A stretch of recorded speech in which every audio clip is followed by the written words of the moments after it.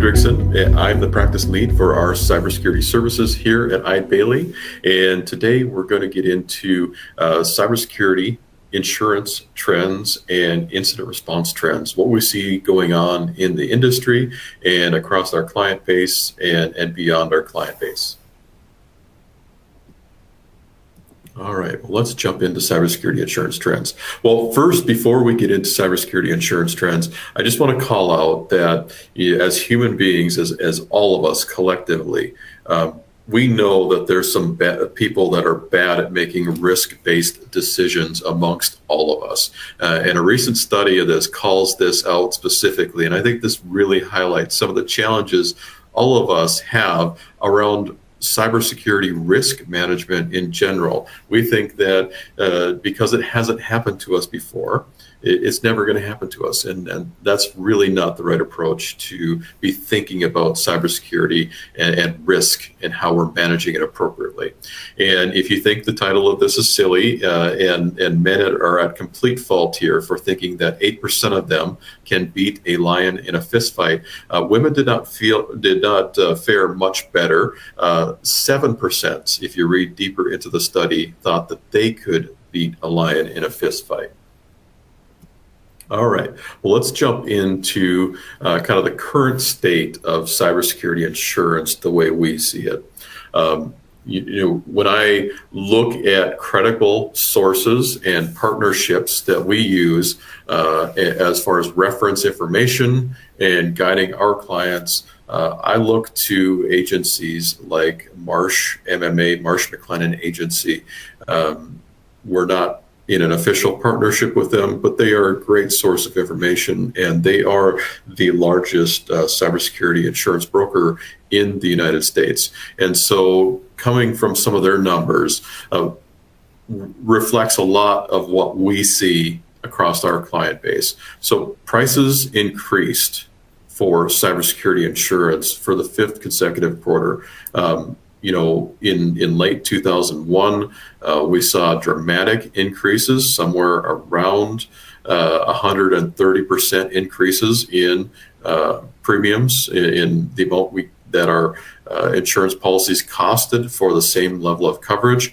Those increases have declined, but we're still paying more than a previous quarter. So they only went up about 11% on average in first quarter of 2023. So we could still be expecting that as we get into our cybersecurity insurance renewals for 2023 and early 2024, we have no indication that the rates are going down anytime soon, and they're going to continue to increasing. The other trend that we're seeing is as a result of these high rates associated with cybersecurity insurance policies or those renewals of those policies, is the insureds, the organizations, are tending to decrease limits, pick policies with decreased sublimits, or alternate program structures where there's higher retentions, where essentially the amount out of pocket that an organization is going to pay if there is an incident, they're raising that amount of out-of-pocket expenses before insurance kicks in, effectively self-insuring that front end of the policy. As we work with the insurance brokers or insurance carriers directly for those renewals, we need to pay attention to are they reducing that? Is this a conscious choice that we are making with our organization to reduce those limits, to increase our exposure around what cybersecurity insurance covers or doesn't cover? We also have been through several incidents with clients where we have found out that their sublimits that they had negotiated with their brokers or with their carriers were not sufficient to actually cover the cybersecurity incident that they went through, specifically ransomware incidents.